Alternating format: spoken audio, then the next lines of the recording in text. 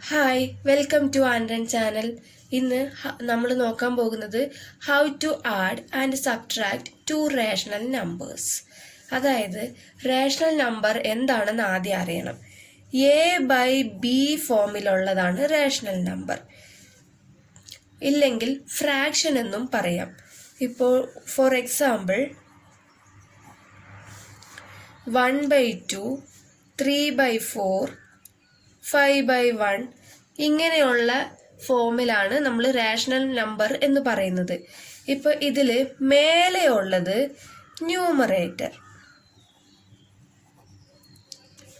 താഴെയുള്ളത് denominator.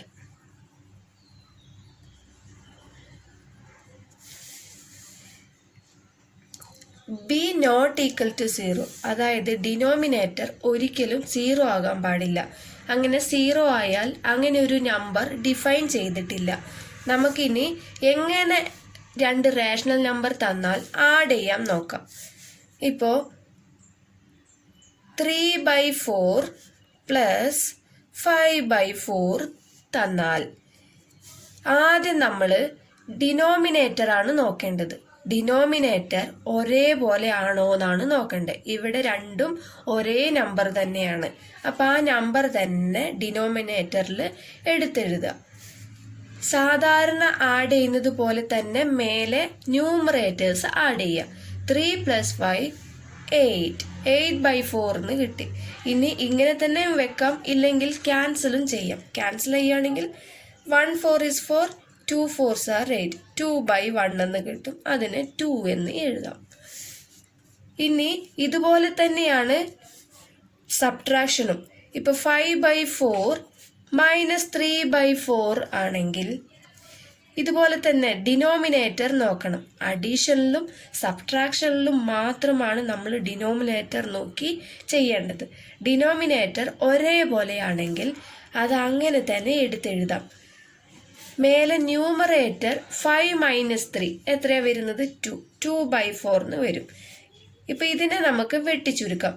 1 2 is 2, 2 2s are 4, 1/2 എന്ന് കിട്ടും.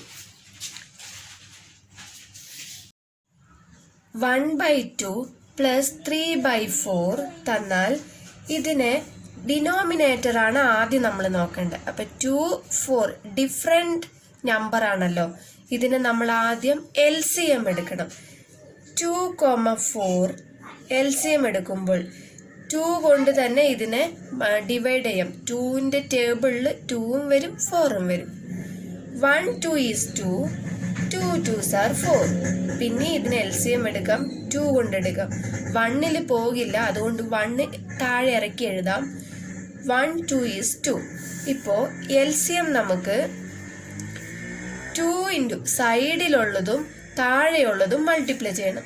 2 × 2 × 1 × 1 is equal to 2 × 2 4 എന്ന് കിട്ടും. 4 × 1 4, 4 × 1 4. അപ്പം നമുക്ക് LCM 4 എന്ന് കിട്ടി.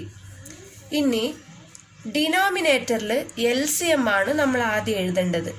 4ൽ 2 എത്ര ടൈംസ് ഉണ്ടെന്ന് നോക്കുക. 2ന്റെ ടേബിളിൽ 2 2s ആണ് 4, 2 ടൈം.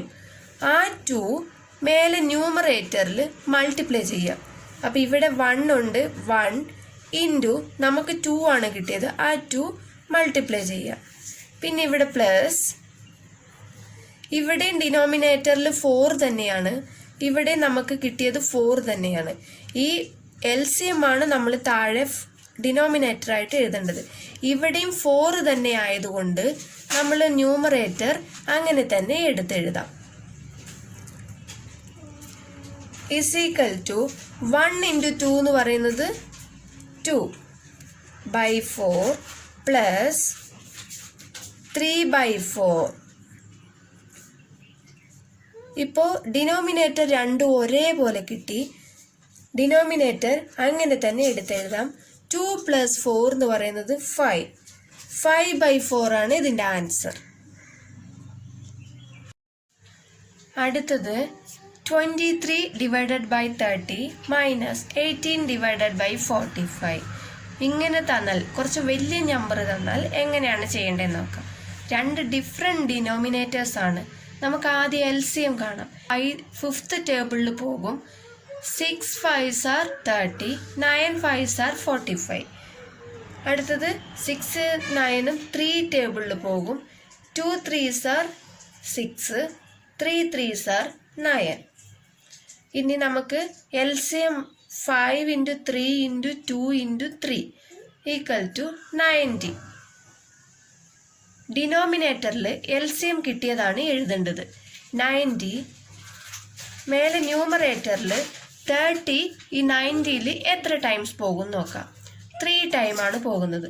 അപ്പോൾ ആ 3 മേലെ മൾട്ടിപ്ലൈ ചെയ്യുക. 20 × 3 മൈനസ് ഡിനോമിനേറ്ററിൽ 90 എഴുതി. 45 90ൽ എത്ര ടൈം പോകും നോക്കാം. 2 ടൈം. 18 × 2 36 എന്ന് കിട്ടി. നെക്സ്റ്റ് 23 × 3 69 മൈനസ് 36/90 = 33/90 എന്ന് കിട്ടി. 33യെയും 90യെയും തേർഡ് ടേബിളിൽ ക്യാൻസൽ ചെയ്ത് പോകും. അപ്പോൾ നമുക്ക് ആൻസർ 11/30 എന്ന് കിട്ടി. Thank you.